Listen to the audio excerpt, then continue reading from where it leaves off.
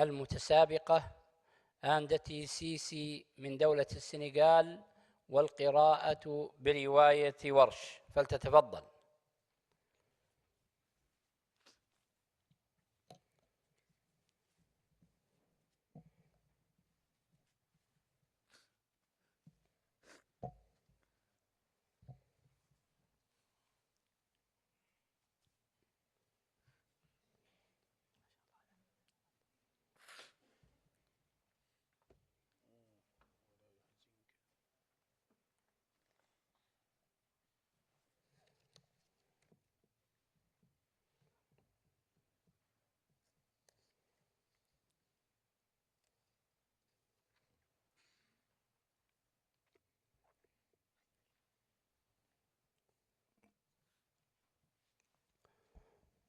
السؤال الأول: اقرأي من قوله تعالى: ولا يحزنك الذين يسارعون في الكفر إنهم لن يضروا الله شيئا.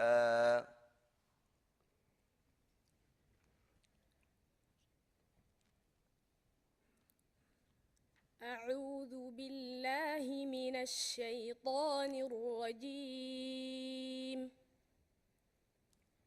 بسم الله الرحمن الرحيم.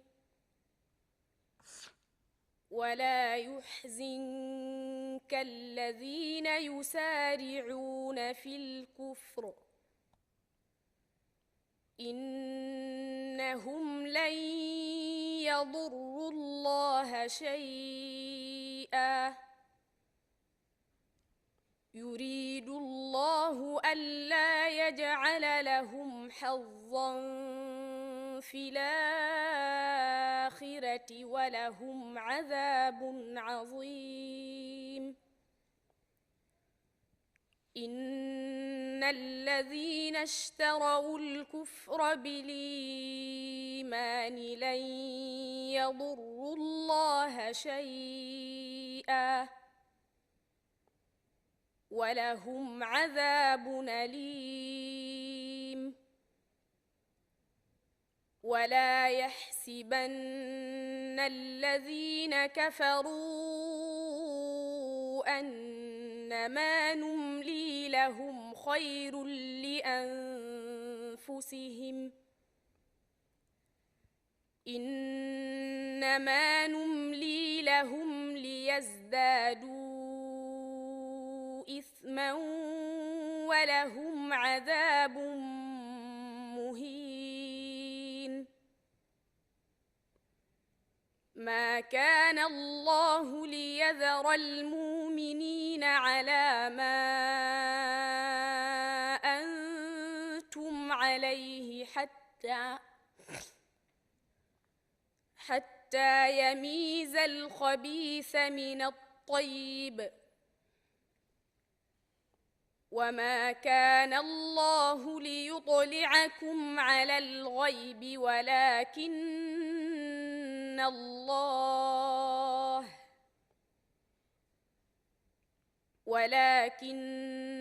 الله يجتبي من رسله من يشاء،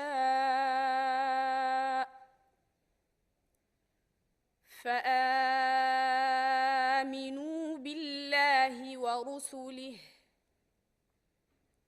وإن تؤمنوا وتتقوا فلكم أجر عظيم. ولا يحسبن الذين يبخلون بما آتاهم الله من فضله هو خيرا لهم بل هو شر لهم، سيطوقون ما بخلوا به يوم القيامة، ولله ميراث السماوات والأرض، والله بما تعملون خبير. لقد سمع الله قول الذين قالوا إن الله فقير، قالوا إن الله فقير ونحن أغنياء، سنكتب ما قالوا وقتلهم الأنبياء بغير حق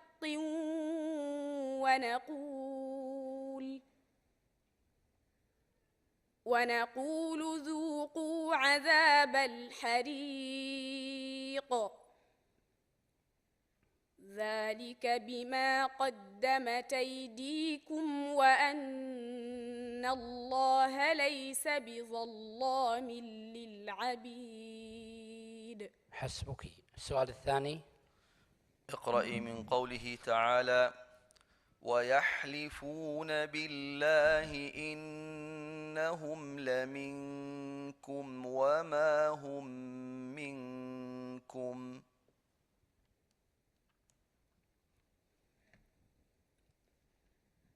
أعوذ بالله من الشيطان الرجيم.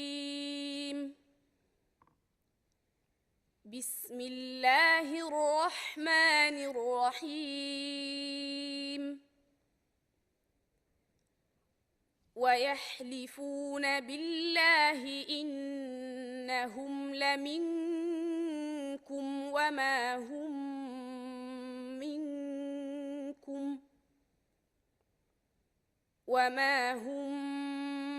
منكم ولكنهم قوم يفرقون.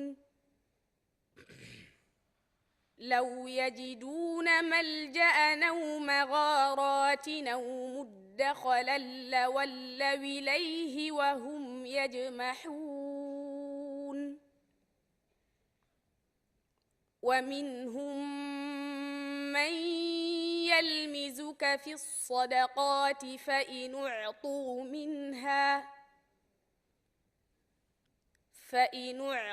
منها رضوا وإن لم يعطوا منها إذا هم يسخطون. ولو أنهم رضوا ما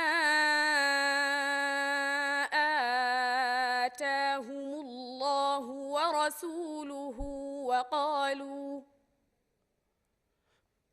وقالوا حسبنا الله سيؤتينا الله من فضله ورسوله إنا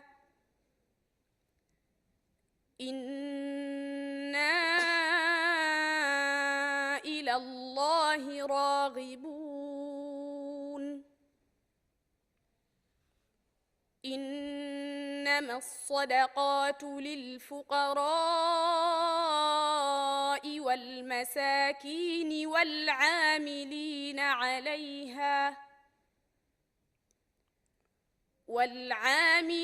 عليها والمولفة قلوبهم وفي الرقاب والغارمين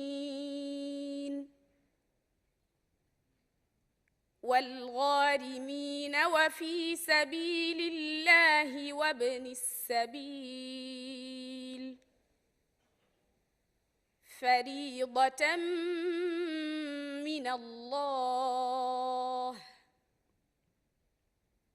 والله عليم حكيم.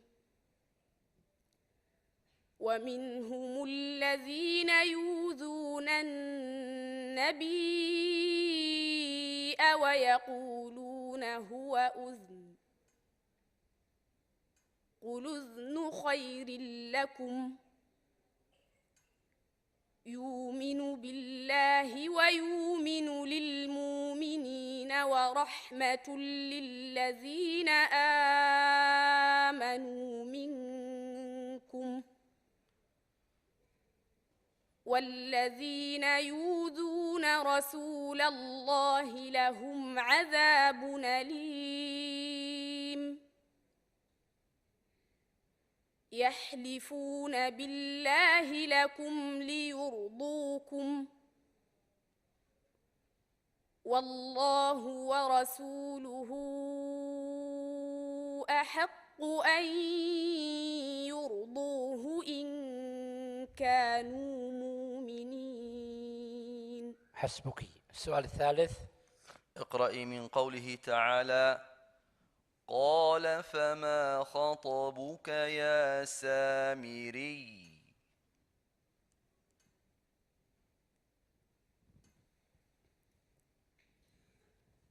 أعوذ بالله من الشيطان الرجيم.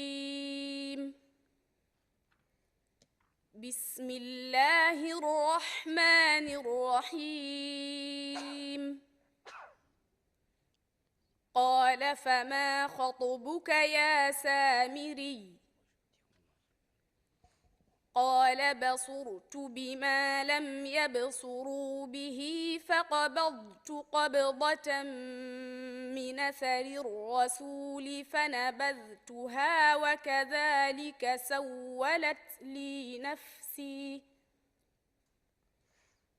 قال فاذهب فإن لك في الحياة أن تقول لا مساس وإن لك موعدا لن تخلفه وانظر إلى إلهك الذي ظلت عليه عاكفا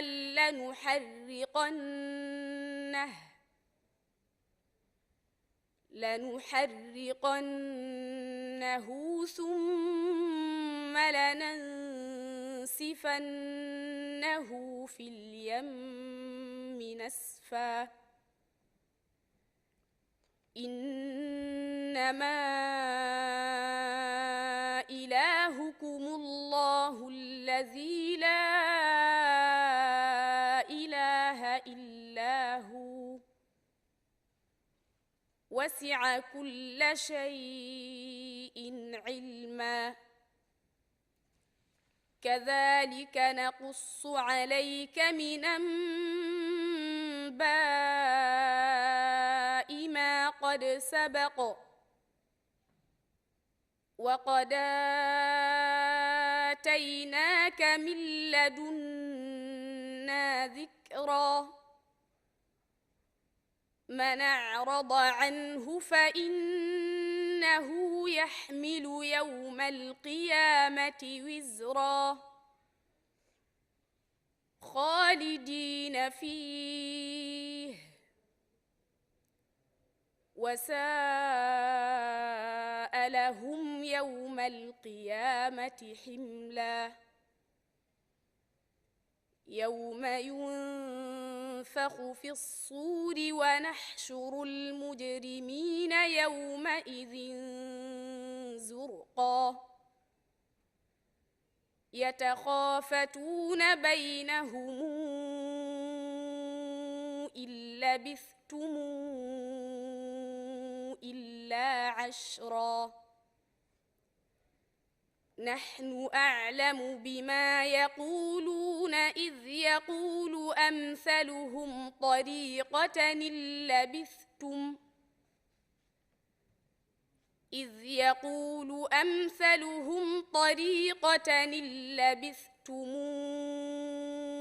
إلا يوما ويسألونك عن الجبال فقل ينسفها ربي نسفا فيذرها قاعا صفصفا لا ترى فيها عوجا ولا أمتا وأنت. حسبك. السؤال الرابع. اقرأي من قوله تعالى: إن الذين يؤذون الله ورسوله لعنهم الله في الدنيا والآخرة. أعد. إن الذين يؤذون الله ورسوله لعنهم الله في الدنيا والآخرة.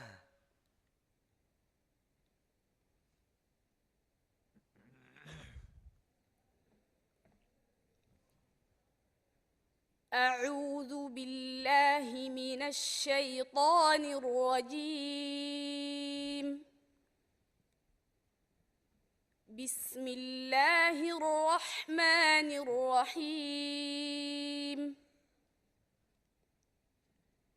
إن الذين يؤذون الله ورسوله لعنهم الله في الدنيا والآخرة.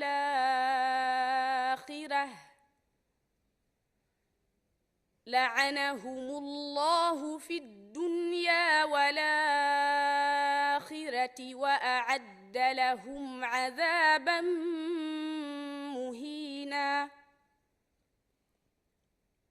والذين يؤذون المؤمنين والمؤمنات بغير ما اكتسبوا فقد احتملوا بهتانا وإثما مبينا. يا أيها النبي قل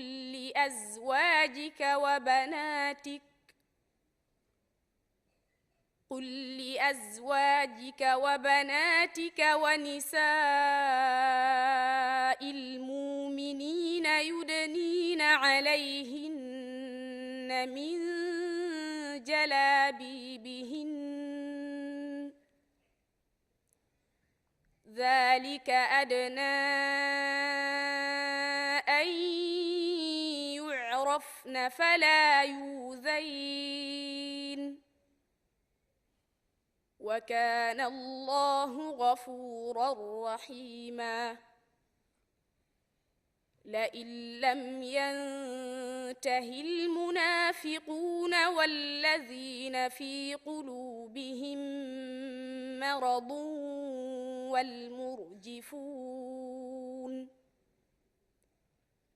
والمرجفون في المدينة لنغرينك بهم ثم لا يجاورونك فيها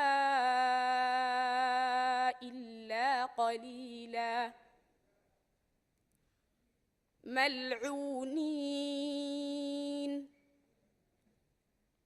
أينما ثقفوا أخذوا وقتلوا تقتيلا. سنة الله في الذين خلوا من قبل ولن تجد لسنة الله تبديلا. يسألك الناس عن الساعة قل إنما علمها عند الله وما يدريك لعل الساعة تكون قريبا. إن الله لعن الكافرين وأعد لهم سعيرا. خالدين فيها أبدا لا يجدون وليا ولا نصيرا. يوم تقلب وجوههم في النار يقولون يا ليتنا أطعنا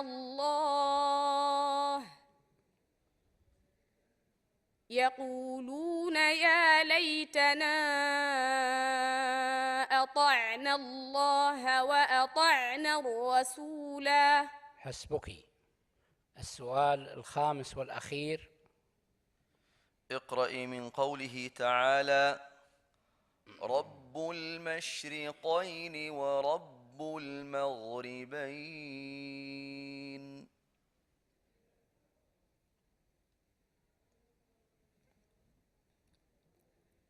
أعوذ بالله من الشيطان الرجيم. بسم الله الرحمن الرحيم. رب المشرقين ورب المغربين. فبأي آلاء ربكما تكذبان؟ مرج البحرين يلتقيان بينهما برزخ لا يبغيان. فبأي آلاء ربكما تكذبان؟ يخرج منهما اللؤلؤ والمرجان. فبأي آلاء ربكما تكذبان؟ وله الجوار المنشآت في البحر كالأعلام. فبأي آلاء ربكما تكذبان؟ كل من عليها فان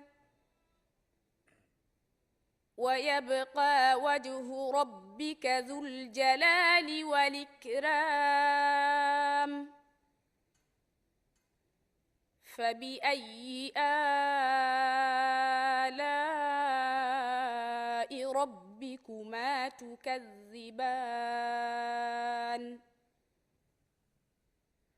يسأله من في السماوات والأرض كل يوم هو في شأن. فبأي آلاء ربكما تكذبان؟ سنفرغ لكم أيها الثقلان. فبأي آلاء ربكما تكذبان؟ يا معشر الجن والإنس إن استطعتم أن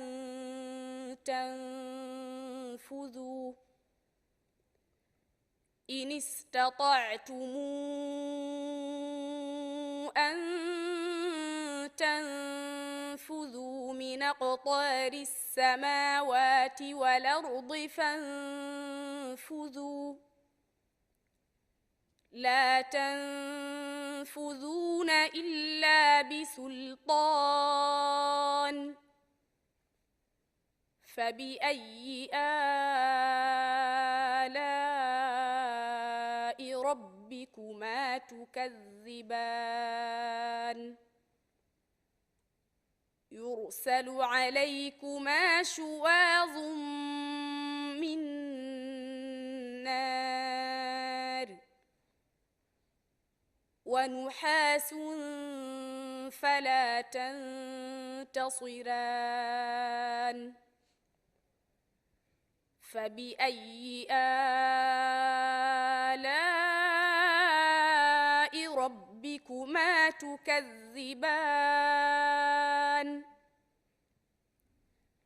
فإذا انشقت السماء فكانت وردة كالدهان فبأي آلاء ربكما تكذبان فيومئذ لا يسأل عن ذنبه إنس ولا جان